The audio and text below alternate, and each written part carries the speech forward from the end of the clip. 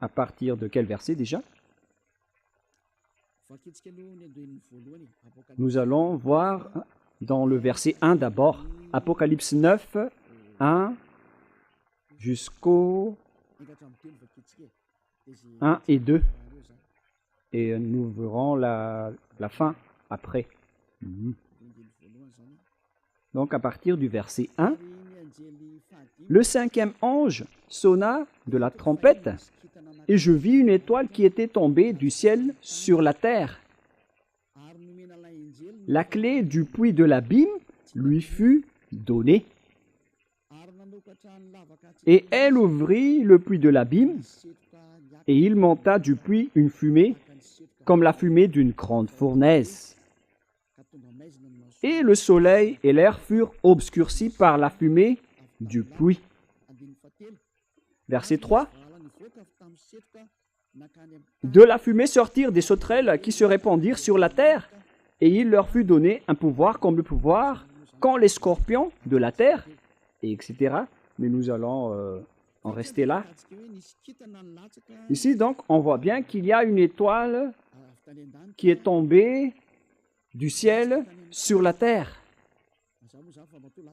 C'est clair que s'il est tombé, c'est qu'on l'a fait tomber. Il n'est pas tombé tout simplement. On l'a fait tomber sur terre.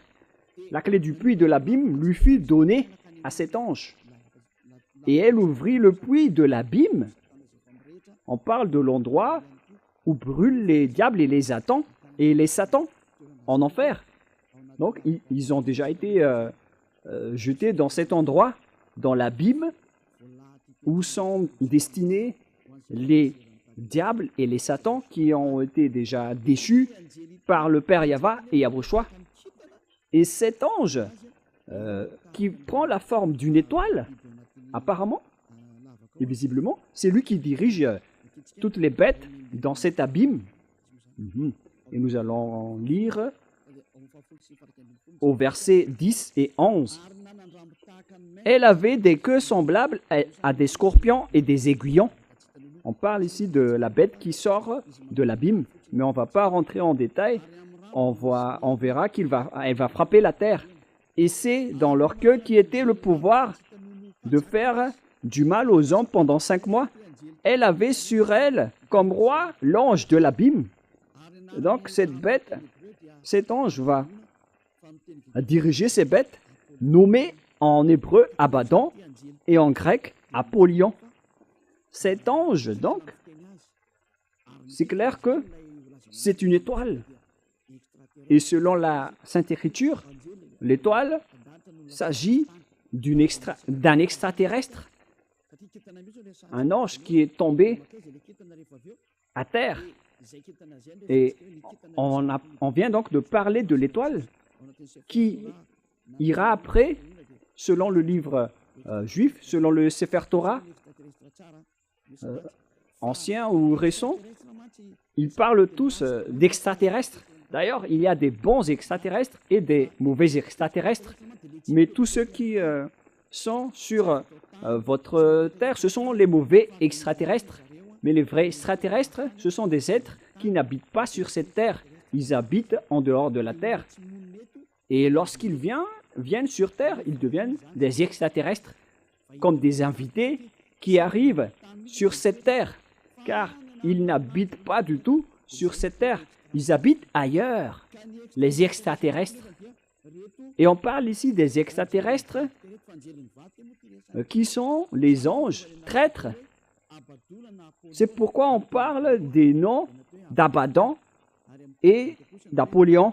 En hébreu, Abaddon, et en grec, Apollyon. Et ces noms sont des noms des anges du diable. Si vous regardez dans le livre satanique, vous voyez qu'ils font partie des éléments du groupe de Satan. Ce Abaddon et ce Apollyon, ce sont des anges traîtres, Abaddon et Apollyon.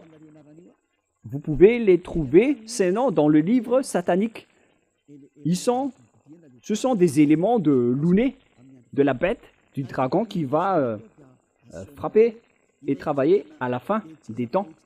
Ce que je veux vous montrer, c'est que L'étoile n'est autre qu'un extraterrestre, un mauvais extraterrestre, le diable satanique, qui prend la forme d'une étoile. Et ils vont tomber à la fin des temps. Nous allons lire cette parole dans Apocalypse chapitre 6. Nous allons regarder, préciser le verset. À partir du verset 13, Apocalypse 6, 13. Et les étoiles du ciel tombèrent sur la terre, comme lorsqu'un figuier secoué par le vent violent jette ses figues vertes. Voilà. Donc, les étoiles du ciel tombèrent sur la terre, comme lorsqu'un figuier secoué par un vent violent, c'est-à-dire un arbre d'un figuier, lorsqu'il est secoué par un vent violent, il jette ses figues vertes. Voilà donc le déroulement de ce schéma selon la Sainte Écriture. Voilà la réalité ici. Lorsque l'arbre a été secoué par le vent violent, ses fruits, ses figues sont tombés. Et c'est pareil aussi, les extraterrestres, avec les extraterrestres qui vont tomber à la fin des temps. On a vu qu'on a enroulé... où se trouve cette parole déjà? Verset 12. « Je regardais quand il ouvrit le sixième sceau, et il eut un grand tremblement de terre. Le soleil devient noir comme un sac de grains, et la lune entière devient comme du sang. » À la fin des temps, nous avons déjà parlé que l'atmosphère d'en haut va être vraiment déstabilisée à cause de la guerre et de l'anéantissement. Il y aura des fumées et la lune va être entachée de sang et le soleil devint noir comme un sac de grains.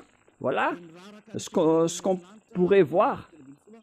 Verset 13. « Et les étoiles du ciel tombèrent sur la terre. » Verset 14. « Le ciel se retira comme un livre lorsqu'on roule, et toutes les montagnes et les îles furent remuées de leur place. » À la fin des temps, qui est en ce moment, tout cela va se produire.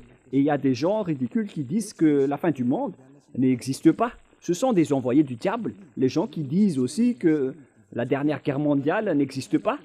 Bon, les diables n'espèrent pas cela, car si la guerre mondiale va éclater sur cette terre, les diables vont être détruits. Et les troupes du diable, ainsi que les diables, n'aiment pas cela. Mais les gens qui sont avec le Dieu d'Abraham, le vrai Dieu qui a rapatrié les Juifs sur leur terre, ils précisent que la fin du monde existe. Ce que je suis en train de vous enseigner, nous avons parlé du danger et de la bête qui va faire souffrir la terre, y compris la défaite des Américains. Et il y a certains aussi qui disent que les Américains, c'est impossible que les Américains vont être vaincus. Mais ça ne marche pas avec votre vision. Ça marche avec le programme de Dieu et le plan de Dieu pour dire aux gens qui disent que la guerre mondiale n'existe pas. Vous êtes ridicules. Si ça n'existe pas, alors les inondations, les vents violents, les réchauffements climatiques n'auraient pas dû avoir lieu. Mais la réalité, c'est que tout ce que Élia a dit sont accomplis sur votre terre. En 2003, Élia a dit qu'il y aura des voitures qui volent et c'est devenu réel aujourd'hui. Et c'est comme cela aussi que la guerre mondiale doit être accomplie. Et elle est déjà proche de vous, l'explosion. Mais en fait, on envoie déjà ce qu'on peut envoyer. Ça n'attend pas Élia. C'est dans cette période de Élia que ça va être éclaté, ça va exploser. Mais en même temps, Yahushua Élia doit attirer les gens vers Yahushua. Mais tout ce qui doivent exploser et les guerres doivent aussi dérouler. On ne peut plus empêcher et arrêter tout cela. Et on verra la suite. Mais pour vous qui dites que la guerre mondiale n'existe plus, c'est vous qui allez en mourir en premier. Et nous allons continuer la parole en disant que cette étoile qui tombe n'est autre qu'un ange traître, un extraterrestre. C'est-à-dire que tous les extraterrestres vont tomber sur cette terre. On vient de voir que et les étoiles du ciel tombèrent sur la terre, comme lorsqu'un fuguet, secoué par un vent violent, jette ses fugues vertes. Lorsqu'on parle du pillage que va subir la terre, ce n'est autre que les extraterrestres qui vont piller votre terre. Où est passée cette parole déjà? Nous allons également la lire concernant le pillage que va subir la terre. C'est dans Ésaïe 14 déjà. Où se trouve cette parole déjà, les enfants? C'est dans Ésaïe 14 ou Ésaïe 24, je ne me souviens plus. C'est le chapitre 24, je pense. Nous allons en préciser, voilà. La voilà. Ésaïe 24, verset 1. Voici, Yahva dévaste le pays et le rend désert. Votre terre va devenir comme un désert et aucune force, aucun humain ou aucun pouvoir ne peut contester cette parole, les enfants. C'est vrai. Mais les envoyés du diable disent le contraire. Ils disent le contraire. Ils en bouleversent la face et en dispersent les habitants. Et il en est du sacrificateur comme du peuple, du maître comme du serviteur, etc.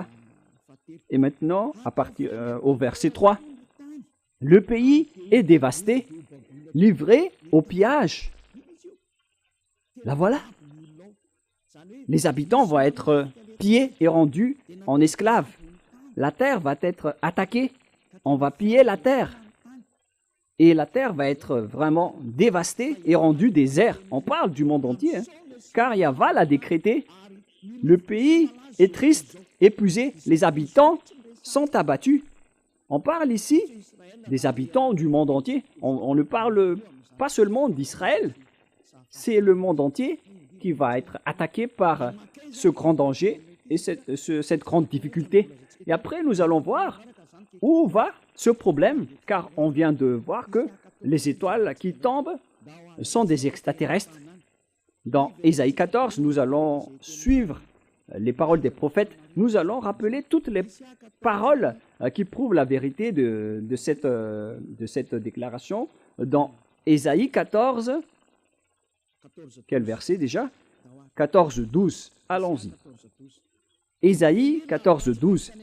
Te voilà tombé du ciel, astre brillant, fils de l'aurore. On parle ici de l'étoile brillante. Il existe un astre brillant. On parle vraiment d'une étoile brillante. Tu es abattu à terre, comme l'autre qui a été abattu à terre dans Apocalypse 9, de tout à l'heure. On l'a fait tomber par terre. Il a été abattu et il est tombé. Elle est tombée à terre. Toi, tu es abattu à terre, toi et le vainqueur des nations. Verset 13. Cette étoile qui tombe donc est abattue à terre. Et il s'agit d'un vainqueur des nations. C'est là. Allons-y avec le verset 13. Tu disais en ton cœur, je monterai au ciel. J'élèverai mon trône au-dessus des étoiles de Dieu. Il va s'élever en haut, tout en haut. Il va défier Dieu. Car il va s'élever au niveau du trône au-dessus des étoiles de Dieu. Donc cet astre brillant va défier les étoiles de Dieu également. C'est clair que c'est une grande étoile qui va défier Dieu, qui va affronter Dieu. Et ici, il est précisé que les étoiles de Dieu qui n'ont pas trahi, qui ne l'ont pas trahi, il va encore s'élever au-dessus des étoiles de Dieu. Il va donc se montrer en tant que supérieur à Dieu. C'est vraiment pire. Et nous allons continuer. Où est-ce qu'elle va siéger? Je m'assiérai sur la montagne de l'Assemblée à l'extrémité du septentrion. Voilà. C'est à l'extrémité du septentrion que cet astre brillant, non, cet ange va arriver et il va défier et affronter les étoiles de Dieu. On parle ici de l'astre brillant. Où va cet astre brillant? Il va aller dans la montagne de l'Assemblée, à l'extrémité du septentrion, tout en défiant Dieu, celui qui vient du septentrion. Et où se trouve le septentrion? C'est clair qu'au niveau du ciel des cieux, il n'y a pas de septentrion, ni de ouest, ni d'est, ni de sud. On parle ici de la terre. Et lorsqu'on parle du territoire de la terre, le centre du monde, c'est Israël. Il y a certains qui font l'effort d'enseigner le centre du monde. Ils sont ridicules. Mais le centre du monde, d'après le Dieu d'Abraham, le propriétaire de cette terre, qui a dit la vérité, dans Ézéchiel 38, 12. Selon Ézéchiel 38, 12, le centre du monde, c'est Israël.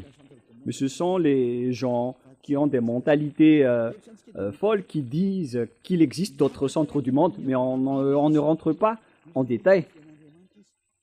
Ici, on voit bien qu'il va monter sur le sommet des nuées en défiant Dieu. Il serait semblable au Très-Haut. Regardez la folie de cette personne, de cet astre brillant qui est tombé. Il serait semblable au Très-Haut et il monterait sur le sommet des nuées. Il va défier le Père Yahva, il va défier le Très-Haut. C'est clair que c'est le diable. Et où est allé ce diable qui veut défier Dieu? La parole de Dieu dit qu'il est allé à l'extrémité du septentrion et qui se trouve au septentrion de cette planète Terre, selon la Sainte Écriture du Dieu d'Abraham, qui est incontestable.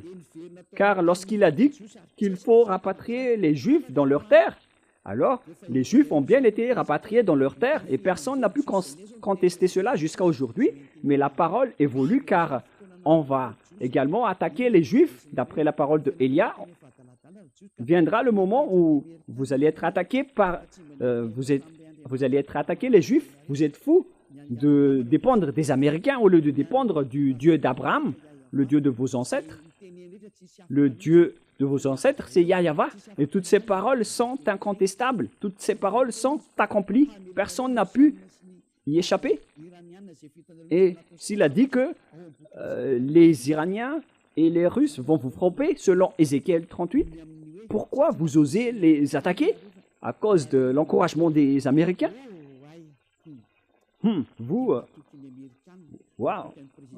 Pourquoi vous faites confiance aux Américains avec leur président, qui est Donald Trump, qui vous a dit de lui faire confiance, au lieu de faire confiance au Dieu de vos ancêtres, le Dieu d'Abraham? Vous auriez dû vous tourner vers cette Sainte Écriture pour dire que ce geste n'est pas du tout correct, mais vous voulez toujours défier le Dieu d'Abraham, vous ne voulez rien savoir, vous dépendez des autres personnes, alors vous allez subir le pire, les Israéliens, vous allez subir le pire danger. Nous allons continuer la parole. On vient de la détecter maintenant, celui qui est allé à l'extrémité du septentrion. C'est clair que c'est celui qui veut défier et contrer le Père Yahva, qui est allé au septentrion. Et au septentrion, on trouve la Russie, selon la Sainte Écriture, qui a dit que le danger qui va frapper la terre vient du septentrion. Nous allons lire également la parole de Dieu à ce sujet dans Jérémie chapitre 1, pour les personnes qui disent que la guerre mondiale n'existe pas. Moi, je vous dis d'écouter la parole de Élia. Pour vous qui voulez être sauvés en cette fin des temps, suivez Élia. C'est un consigne. C'est un consigne pour ceux qui ne sont pas arrogants, mais pour les arrogants, assumez le résultat et les conséquences. Et vous allez voir que votre visage va gonfler avec des boutons. Alors, soyez conscients. C'était une parole de Élia. Lorsque votre nez va avoir plein de boutons, vous allez être plein de boutons, vous allez voir. Jérémie 1,14. Et Yahva me dit, c'est du septentrion que la calamité se répandra sur tous les habitants du pays. Le danger va sortir. D'où? Ce n'est pas du sud, ni de l'est ou de l'ouest, mais du septentrion, à l'extrême nord. Voilà le danger qui va frapper la terre et qui va attaquer Israël à la fin des temps, selon Ézéchiel 38. C'est pourquoi je vous dis toujours de ne pas regarder en apparence. Ne regardez pas le côté visible en disant que ce sont les Américains qui sont les plus puissants. Vous regardez en apparence seulement. C'est pourquoi les personnes ont été... c'est pourquoi les personnes ont été frappées à l'époque de Élie, lorsqu'Élie a dit le prix du riz va frapper, mais ils n'ont pas cru. Et au final, ils ont été morts. Ils sont tous morts. Il ne faut pas faire comme ça. Il ne faut pas jouer avec la parole de Élia. Si c'est arrivé avec Élie, alors imaginez ce qui peut arriver avec Élia. Regardez l'ancienne histoire de Élia. Vous ne pouvez pas y croire, mais lorsque l'explosion va vous frapper, vous allez voir après. Mais si vous allez subir cette explosion, vous allez mourir. Voilà la réponse. Ézéchiel 38, 1, 2, 3 et 4. La parole de Yahva me fut adressée en ces mots. Fils de l'homme, tourne ta face vers Gog, et au pays de Magog, vers le prince de Roc, de Méchec et de Toubal, et prophétise contre lui. Tu lui diras, ainsi parle le Seigneur Yahva, voici, j'en veux à toi, Gog, prince de Roc, de Méchec et de Toubal. Je t'entraînerai et je mettrai une boucle à tes mâchoires. Je te ferai sortir, toi et toute ton armée, chevaux et cavaliers, tous vêtus magnifiquement, troupes nombreuses portant le grand et le petit bouclier, tous maniant l'épée, et avec eux ceux des Perses, d'Éthiopie, de Pout, tous portant le bouclier et le casque. Gomer et toutes ses troupes, la maison de Togarma à l'extrémité du septentrion et toutes ses troupes. On parle ici de l'extrémité du septentrion, et les pays du septentrion vont tous se rassembler pour attaquer. Et à la direction, il y a la Russie. Et c'est justement cette parole qu'on voit dans Ézéchiel 38, 14. Voilà. 14. Ézéchiel 38, 14, 15 et 16. C'est pourquoi prophétise, fils de l'homme, et dis à Gog, j'ai déjà enseigné cela, mais je vous le répète pour que vous soyez bien conscients, et ne dites plus, comment est-ce possible? Vous ne regardez que l'apparence et le côté visible. Voilà votre problème. Ne regardez plus en apparence. Regardez la force qui est derrière l'invisible. C'est ça qui est au commandement. C'est pourquoi prophétise, fils de l'homme, et dis à Gog, ainsi parle le Seigneur Yahva. Oui, le jour où mon peuple d'Israël vivra en sécurité, tu le sauras. Les Israéliens sont...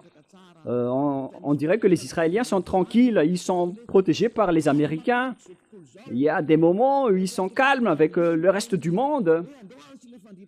Et on dirait qu'ils font régner la paix. Mais c'est seulement ce méchant Gog qui peut faire cela. Alors tu partiras de ton pays, des extrémités du septentrion. Vous voyez, on parle ici du septentrion. Et qui vient du septentrion, d'après ce que je vous ai enseigné, c'est Gog, le prince de la Russie. Ce monsieur qui va diriger le monde viendra de là-bas. Toi et de nombreux peuples avec toi, tous montés sur des chevaux, une grande multitude, une armée puissante. Où ils iront? Bien évidemment, ils vont attaquer Israël. Et s'ils vont attaquer Israël, c'est-à-dire que les Américains vont être dévastés. Oh, les Américains, le moment de votre destruction et de votre anéantissement est arrivé. C'est Élia qui parle. Une déclaration, un message venant du propriétaire de la terre. Il s'appelle Yahva et son fils préféré s'appelle Yahushua. Et son envoyé, c'est Élia. Déclaration de Élia. Le moment est arrivé de vous anéantir, les Américains et l'OTAN. Et si vous dites, comment est-ce possible? Vaut mieux rire. Nous allons lire, mais suivez toujours la parole. Alors tu partiras de ton pays, des extrémités du septentrion, tu t'avanceras contre mon peuple d'Israël comme une nuée qui va couvrir le pays dans la suite des jours. C'est-à-dire, à la fin, ils vont attaquer Israël. Pour ceux qui suivent le géopolitique mondial, vous voyez bien que le monde est déjà divisé en deux blocs. D'une part, il y a la partie qui est dirigée par la Russie, avec les Africains, les Arabes, les pays du Nord, avec les Asiatiques, les Orientaux. Ils sont tous rassemblés. Et regardez la politique de Trump. Même les Sud-Coréens sont en conflit avec lui, car ils utilisent trop de taxes. Même les Chinois les ont trompés et les ont trahis. Moi, je vous dis que les paroles de notre Père s'accomplissent et vous devez les suivre, vous les humains, que vous aimez ou non. Le système de votre terre doit la suivre. Il ne s'agit pas de la propriétaire des armes ou de la force. Ça ne marche pas comme ça. Qui est le propriétaire du cerveau? Répondez. Moi, je vous donne la simple réponse. C'est notre Père qui est le propriétaire de tout cela. Son nom, c'est Yahweh, celui qui commande le cerveau de Donald Trump en lui disant d'aider les Israéliens. Et il l'a fait. Il aurait dû faire le contraire, mais ça ne marche pas comme ça. Il doit toujours les aider jusqu'au moment où je vais dire aux Américains de s'écarter, car vous n'allez plus surmonter votre problème, les Américains. Et si vous allez dire, mais qui vous êtes? Qui êtes-vous pour commander ce monde? C'est Élia, si vous ne le connaissez pas, celui qui parle en ce moment, celui qui vous blâme, car vous avez fait vraiment du mal aux yeux devant notre Dieu Père. Assumez les conséquences. Pourquoi vous avez osé toucher à notre livre? Pourquoi vous avez négligé votre livre? On vous pose cette question. L'objectif de notre livre, c'est d'ôter les péchés des gens. Pourquoi vous avez profané notre livre? Vous dites que notre livre font pécher les gens. C'est vraiment de l'usurpation. Ce sujet ne va pas être facile, hein. Il y a souris, mais la chose que vous allez subir n'est pas du tout facile, hein. Mais il est toujours souriant. Nous allons honorer notre Dieu. Nous, on ne se casse pas la tête avec vous. On ne serait même pas en colère, mais ce qui compte pour nous, c'est que vous devez assumer les conséquences. Vous qui avez dit du mal à Élia, assumez les conséquences. Moi, je vous dis toujours que ce n'est plus le moment de faire cela. C'est toute autre chose qui se passe en ce moment. Mais si vous voulez être dans le rang de Gog, alors c'est correct si vous faites cela, car vous êtes un adversaire de Élia. Mais si vous êtes ni avec Gog ni avec Élia, vous allez mourir juste comme ça. Comme les malades qui attrapent des sauterelles, ils vont mourir tout simplement, sans rien à avoir. Voilà le schéma. Mais pour que vous ne mouriez pas, alors ne dites plus du n'importe quoi en cette fin des temps, car vous voyez la réalité. Vous voyez les voitures qui volent. En ce moment, nous voyons tout cela. C'était la parole de Élia que vous n'avez pas cru en 2003. Voilà, il y a le feu qui consume la terre. La terre brûle automatiquement, ainsi que les voitures. Toutes les choses brûlent automatiquement. En ce moment, l'Europe brûle. La région d'Indonésie, d'Italie, il y a beaucoup de régions qui brûlent. Et ils font des déclarations de danger avec les volcans qui vont gravement exploser. Et d'ailleurs, ils sont tous en train d'exploser ensemble. D'après les nouvelles, il y a à peu près 10 jours, il y a les volcans qui s'explosent en même temps. C'est Élia qui a dit que les volcans vont exploser et il faut accomplir les missions pour les concerner. Envoyer les vents violents, les inondations et le réchauffement climatique. Pourquoi votre Dieu ne se lève pas pour contrer tout cela? Parce que mon Dieu, il parle et tout est accompli. Et nous sommes là pour accomplir ses paroles. C'est Élia qui est le chef de l'armée, hein. Élia ne cache rien. Comme notre grand frère, il est le plus grand au ciel des cieux. Et toutes les choses marchent sous ses ordres. On parle de Yahushua. le Fils du Père Yahva. Pour ceux qui disent que Dieu n'a pas engendré, nous allons faire un enseignement à ce sujet. Pour les gens qui suivent le Sefer Torah, ils croient que Dieu engendre, mais pour les gens qui contre le Sefer Torah, ils disent que Dieu n'a pas engendré, mais je vais vous enseigner cela après cet enseignement. Mais nous allons donc voir dans le vif du sujet. On parle ici des Russes, où vont aller donc les extraterrestres qui vont combattre le Père Yahva, c'est-à-dire le grand chef des anges traîtres. Il est allé où? La Sainte Écriture est claire. Il est allé en Russie. Donc leur chef se trouve là-bas. Le chef, le cerveau, qui a défié le Père Yahva depuis le ciel des cieux, il est arrivé sur cette planète Terre et il va siéger en Russie. Sa base se trouve là-bas. Ils vont faire leur assemblée là-bas. Nous avons vu cela dans Ésaïe 14 et nous allons le rappeler. Où ils vont faire leur assemblée. Alors préparez-vous, l'ONU, vous allez être détruits. Vous n'aurez plus votre siège en Amérique. Et osez dire que ce n'est pas vrai. Ceux qui sont avec Jésus ou Allah. Elia vous dit que l'ONU doit dégager des États-Unis et l'ONU va être déménagée en Russie. Cette parole est directe. Elia donne l'ordre aux Américains de dégager l'ONU de chez eux. L'ONU est ordonnée de quitter l'Amérique. Déménagez-vous en Russie. C'est un ordre. Et vous allez dire, mais c'est quoi ce discours qui est un peu bizarre que vous faites, Elia? Elia, il donne des commandements et des ordres.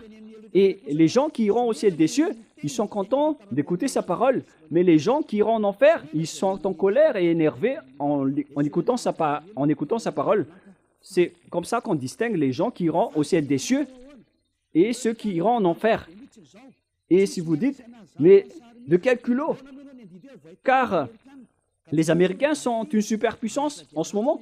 Mais pourquoi vous dites qu'il faut dégager l'ONU des États-Unis? Moi, je vous ai déjà dit que les Américains vont être gravement blessés. Et c'est logique que l'ONU va quitter le faible pour aller vers la puissance qui est la Russie. Alors, il faut que vous quittez les États-Unis, l'ONU, comme le dirigeant américain a expulsé et a supprimé les branches de l'USAID dans le reste du monde, dans le monde entier. Il les a vraiment supprimées. On parle de l'USAID, mais je ne me souviens pas de manière précise.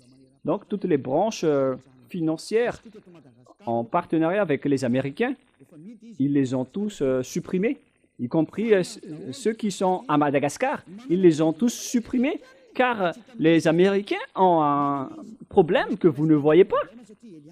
Ils ont un problème, car Elia l'a dit. Lorsque Elia parle, la parole circule. C'est pourquoi les Américains ne veulent plus aider les Ukrainiens.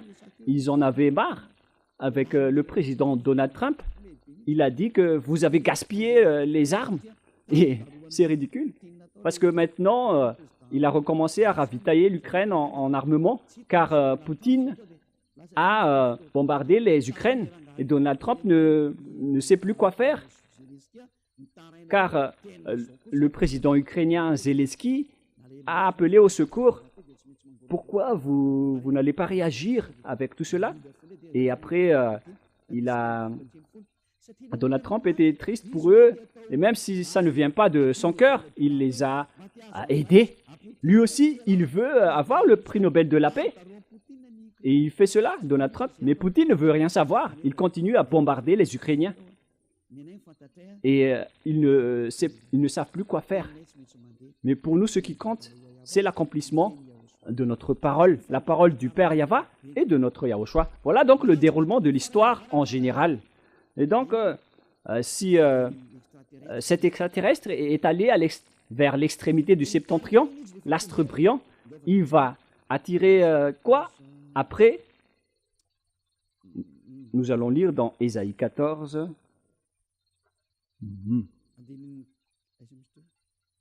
C'est où déjà? Ésaïe 14, 13. Ésaïe 14, 13.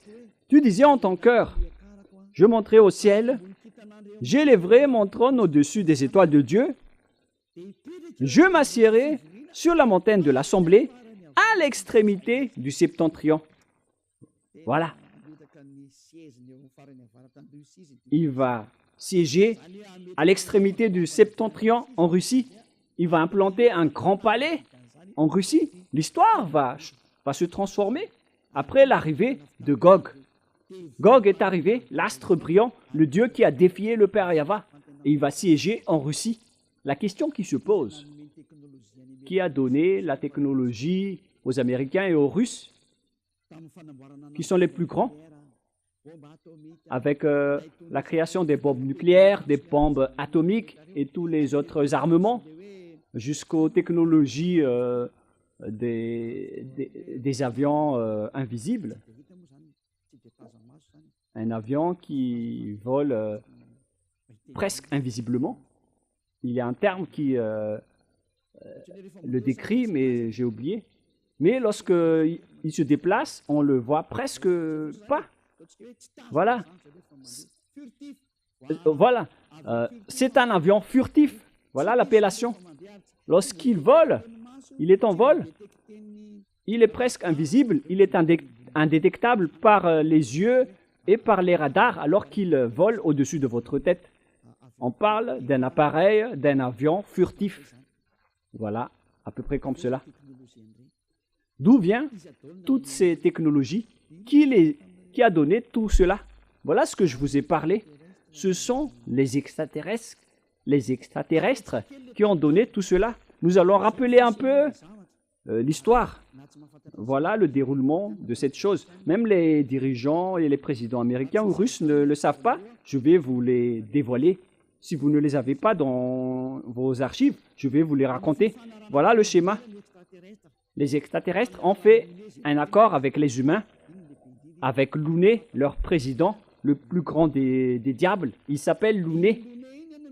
Et Louné a fait tout le programme pour anéantir et détruire la terre. Car lorsque ils étaient en colère contre le père Yahva et Yahushua, il a décidé de détruire la terre. Et il a projeté de transformer les humains en diables. Et la terre possède un propriétaire qui est le père Yahva et Yahushua qui a façonné toutes les créations. Le pouvoir et la conscience vient du père Yahva, mais c'est Yahushua qui a tout façonné après. Et après la création de la terre a été anéantie par les diables. Et après est venu le moment où Yahushua a sauvé la terre.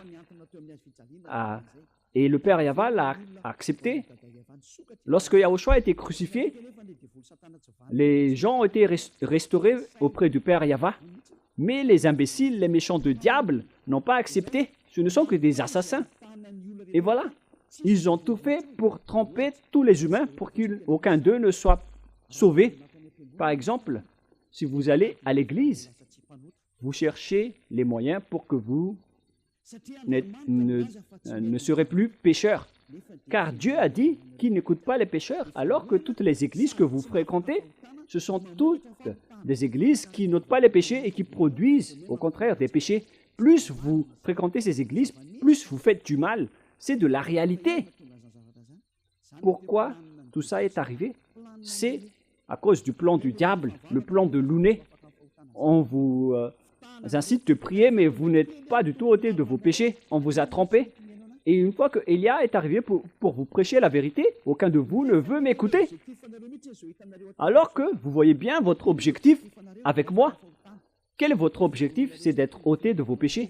Alors que les religieux et votre Église, ils ne vous délivrent pas du péché. Au contraire, ils vous rendent pécheurs. Moi, au contraire, je vous ai enseigné l'ôtement du péché. La question qui se pose, pourquoi vous ne me suivez pas? Alors que c'est l'objectif d'aller à l'église. Vous n'avez rien vu à ce sujet là-bas, mais les gens qui m'ont suivi ont vécu tout cela. La question qui se pose, pourquoi vous n'avez pas décidé de suivre Élia? Répondez-moi. à cette question. Voilà ma réponse pour vous. À cause de votre arrogance, vous avez été attiré par Lounet. Le plan de Lounet, c'est de détourner la mentalité et la conscience, la raison des gens pour qu'ils n'écoutent jamais la vérité. Et ça a marché. Jusqu'à maintenant, vous ne m'écoutez pas, alors que l'église que vous fréquentez ne vous a jamais délivré du péché jusqu'à aujourd'hui, alors que le livre qui est entre vos mains dit qu'il ne faut plus jamais pécher. Ce livre dit que celui qui pêche n'a jamais vu et n'a jamais connu Dieu. Le livre que vous tenez dit que Dieu n'écoute pas les pécheurs. Mais vous ne voulez rien savoir à toutes ces paroles. Vous dites toujours que Dieu pardonne, Dieu comprend, il faut juste se repentir et ça marche. Vous voyez bien que votre anéantissement est logique, car Dieu n'a jamais dit cela. Il a dit, ne péchez plus, mais c'est votre religieux qui n'est pas délivré de ses péchés. Il ne sait plus rien faire. Il vous trompe, il vous manipule, les prêtres et les pasteurs. Et vous acceptez aussi leur folie, et vous traînez, vous enchaînez. Vous êtes enchaîné à eux, alors que le vrai livre dit qu'il ne faut plus jamais pécher. Mais au contraire, vous êtes pécheur jusqu'à la fin. C'est-à-dire que vous avez été trompé par le pasteur et les prêtres. Ils vous ont bien eu et vous allez être jeté en enfer. Une fois que vous allez quitter cette terre, vous irez en enfer, car vous profanez et vous dénigrez cette parole, cette vraie parole. Et vous n'échapperez pas au jugement. Même les prêtres et les pasteurs, ils vont être jugés de manière atroce. Alors ne mourrez pas. Mon père est pasteur. Les morts ne peuvent plus revenir, même s'ils disent, ils supplient de revenir sur cette terre pour dire aux humains que c'est grave ce qu'ils subissent. Mais ils ne peuvent plus revenir. Maintenant, c'est au tour d'Élia de vous dire, mais si vous n'écoutez pas, tant pis pour vous. Je vous ai déjà tout dit. Je représente le ciel des cieux pour vous prêcher Yahushua. Mais si vous n'écoutez pas, alors ne mourrez pas. Vous irez en enfer. Vous allez être terrifié devant le grand jugement, même devant le tribunal d'Anous pour aller dans la prison de Siafa. Vous avez peur. Et imaginez le grand jugement de la vie éternelle que vous allez subir. Dites, sachez que vous avez déjà attrapé par Lounet. Qu'est-ce qui est dit dans la Bible? Les humains vont utiliser le fusil pour tuer et pour tirer sur Yahushua. C'est vraiment un pire danger. C'est dans le livre de l'Apocalypse. Quel verset déjà? Quel chapitre? Chapitre 20. Voilà. Nous allons voir ensemble.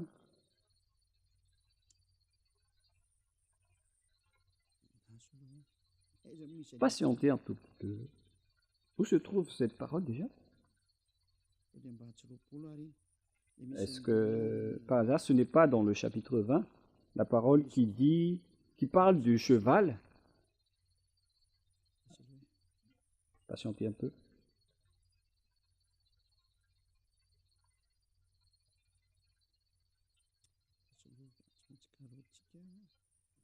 Nous allons bien chercher.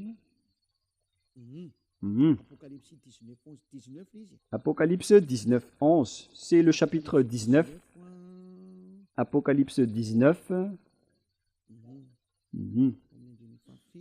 À partir de quel verset?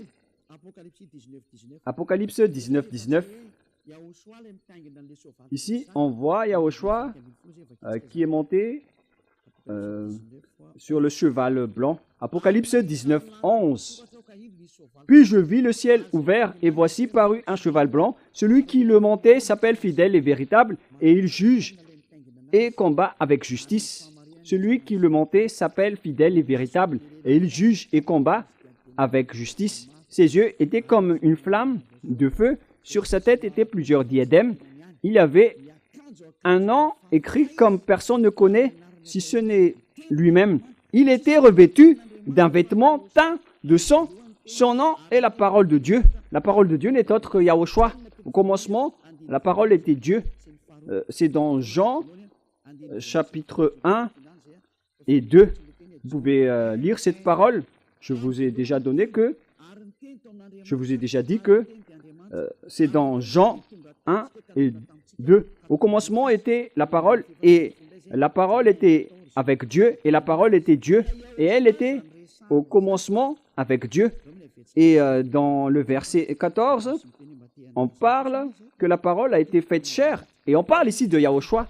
Nous allons d'ailleurs relire cette parole dans Jean 1:1. Au commencement était la parole, et la parole était avec Dieu. Et la parole était Dieu.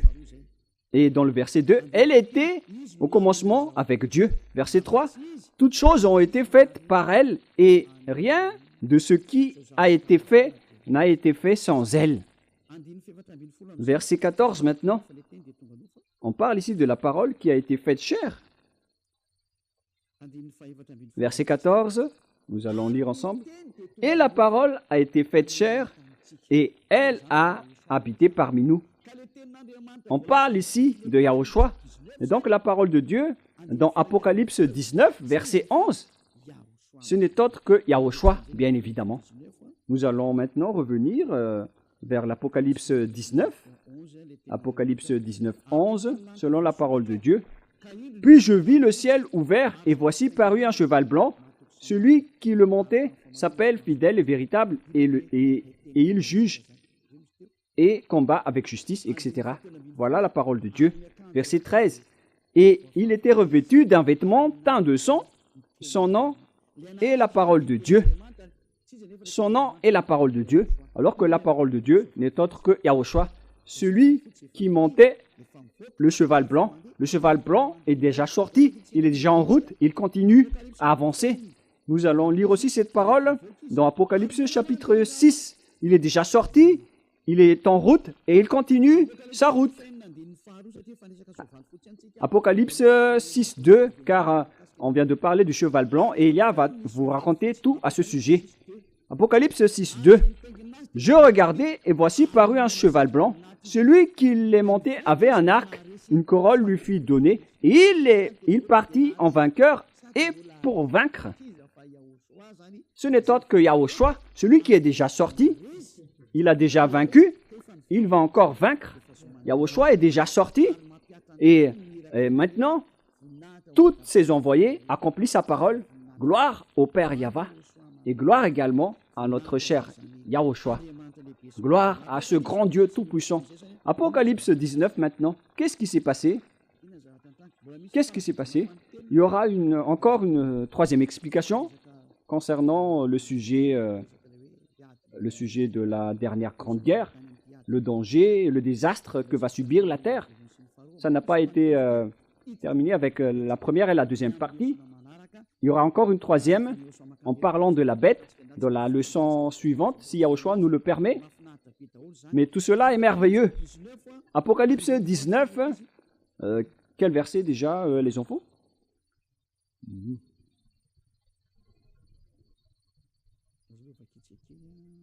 Nous allons lire ensemble. Verset 19, Apocalypse 19, 19. Et je vis la bête et les rois de la terre et leurs armées rassemblés pour faire la guerre à celui qui était assis sur le cheval et à son armée. Oh mon Dieu! Ils vont combattre celui qui est à cheval blanc, les rois de la terre et son armée. C'est-à-dire que les humains vont défier et combattre Yahushua. C'est pour dire que ce schéma est vraiment mauvais. C'est vraiment un mauvais schéma. Donc la réalité, les gens, dans le cas de cette fin des temps, les diables, avec les humains qui ont été créés par Yahushua, ils vont se rassembler pour utiliser l'arme pour persécuter Yahushua, comme lors de la crucifixion. C'est le même schéma, mais maintenant, ce sont les humains qui ont été transformés pour porter après des fusils et des armes pour combattre Yahushua. Ce sont vraiment des méchants. Il provoque vraiment la colère de Yahushua. Car maintenant, ce sont les créations qui vont défier le Créateur. Quel humain peut défier le Créateur qui vient d'en haut? Car Yahushua va monter le cheval et il va débarquer dans l'atmosphère.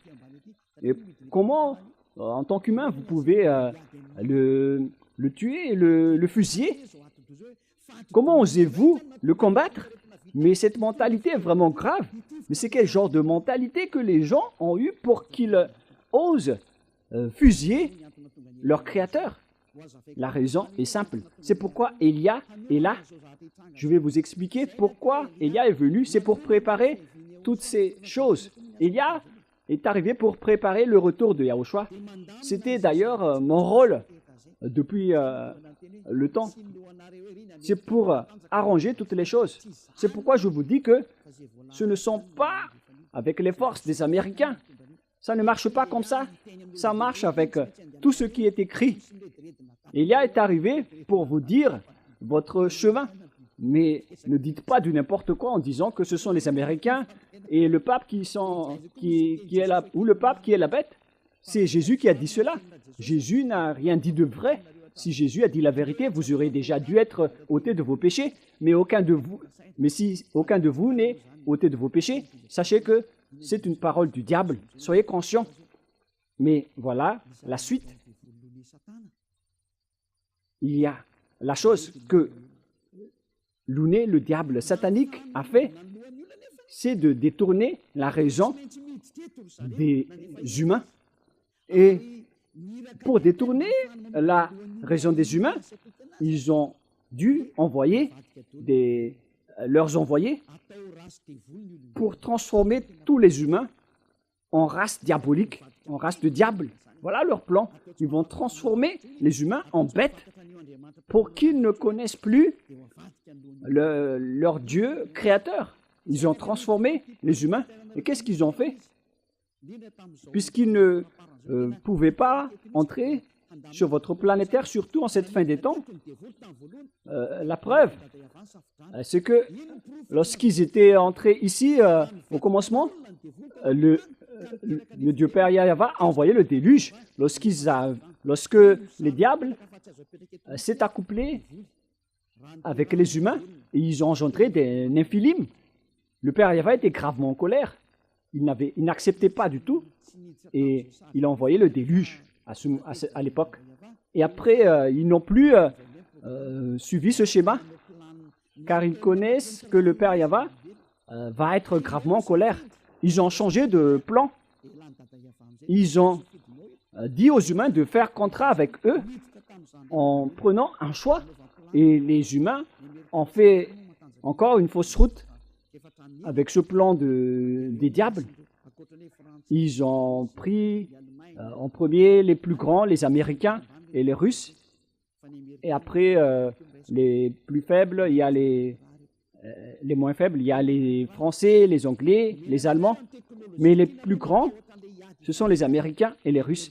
Ils ont fait un contrat avec eux parce qu'à l'époque de la guerre froide, ils avaient peur de la guerre.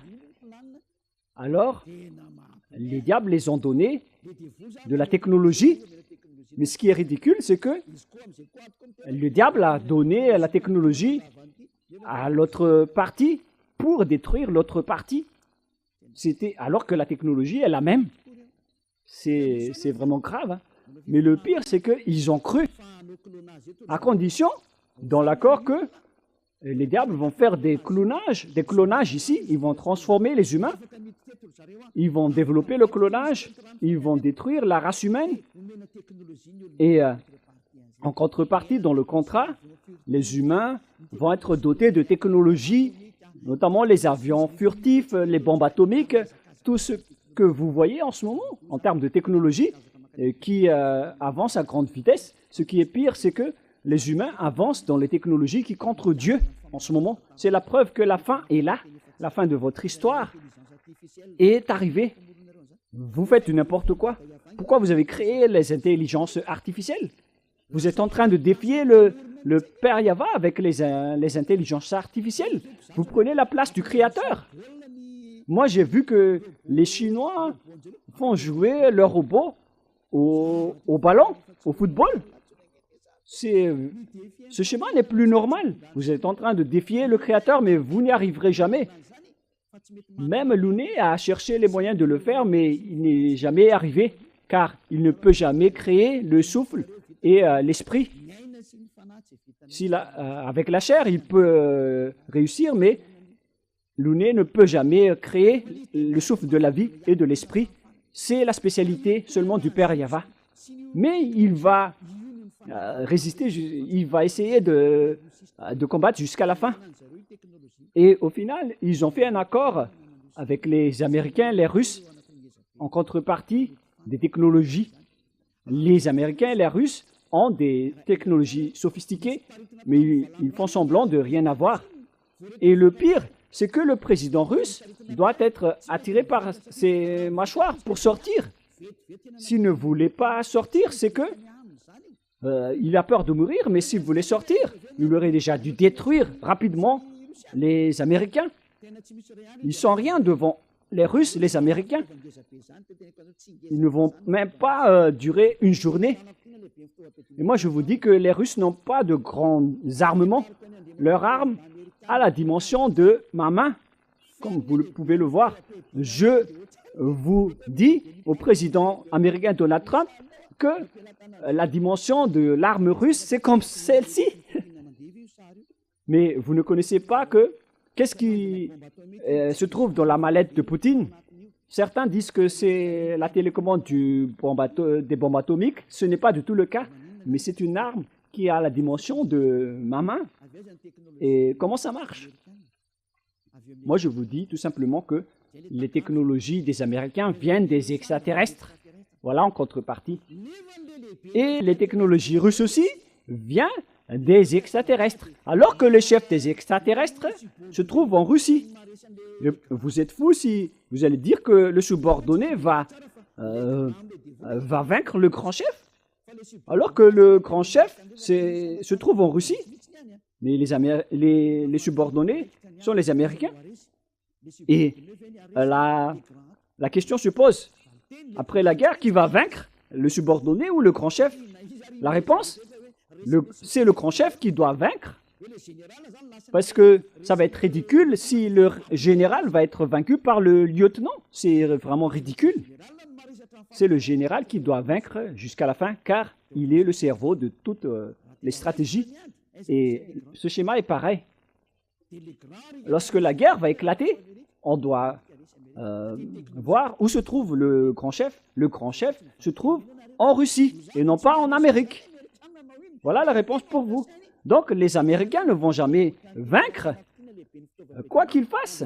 Moi, je vous dis que l'arme que la Russie va vaincre le monde entier, y compris les Américains, a la dimension de ma main. Que chacun soit conscient, car voilà la réalité. Si vous dites, quelle est la réponse? Moi, je vous donne une simple réponse. Où se trouvent les commandes de toutes ces choses? Ces choses sont commandées de manière électronique, notamment les bombes atomiques.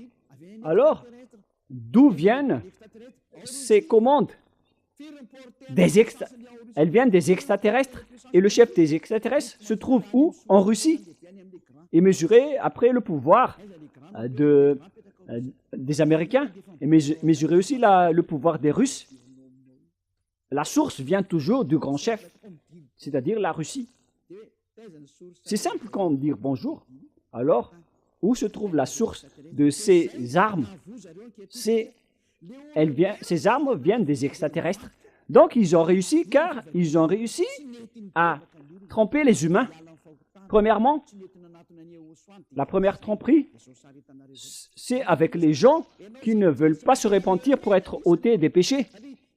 Et vous en faites partie, car vous voyez les enseignements, vous voyez les témoins, que ceux qui sont avec nous sont vraiment ôtés des péchés. Pourquoi vous ne vous rapprochez pas? C'est que vous êtes déjà devenus des amis du diable. Ils vous ont déjà attrapés, vous êtes dans leur filet, vous êtes leur esclave. Vous allez faire leur folie et vous allez fusiller Yahushua après son retour. Vous allez regretter, mais vous devez prendre ce chemin. C'est pour dire qu'ils ont réussi les diables, car tout le monde entier, tous les habitants de la planète Terre sont engloutis par eux. Personne ne peut les battre, car ils vous dirigent au niveau de votre cerveau. Ils vous donnent des ordres. La preuve, vous ne voulez pas écouter cette vérité. Combien d'années vous fréquentez vos églises, mais à quel moment vous étiez ôté de vos péchés? Jamais. Maintenant, vous faites un mensonge. Après que Élia est arrivé, vous osez dire que vous aussi, vous ne péchez plus. Encore une fois, vous avez commis un péché. Vous avez encore tué, encore une énième fois, votre esprit. Vous le jetez encore une fois en enfer. Regardez le schéma. Le diable vous a attiré pour fusiller votre Dieu créateur. Et vous n'êtes plus conscient. Maintenant, c'est logique si vous allez fusiller votre créateur. Car on est en train de vous dire que votre église, votre pasteur et votre prêtre ne délivrent pas des péchés. Vous n'avez aucun espoir. Alors, pourquoi vous restez encore dans ces endroits? On vous dit que Dieu n'écoute pas les pécheurs. Alors, qui vous écoute dans votre église? C'est le diable, mais vous ne voulez rien savoir. Et ça va être pareil au retour de Yahushua. Vous allez oser le fusiller. Et là, c'est les humains. Voilà le schéma atroce que vous allez subir. Imaginez le colère du Créateur lorsqu'il va revenir. Vous faites partie de ceux qui l'a rendu en colère, car on vous a appelé, vous ne voulez pas entrer, alors vous méritez d'être consumé en enfer. La parole de Élia se termine. Le sage voit le danger et se cache, mais le vous avance et le regrette. Que chacun soit conscient. Voilà la réponse de la parole.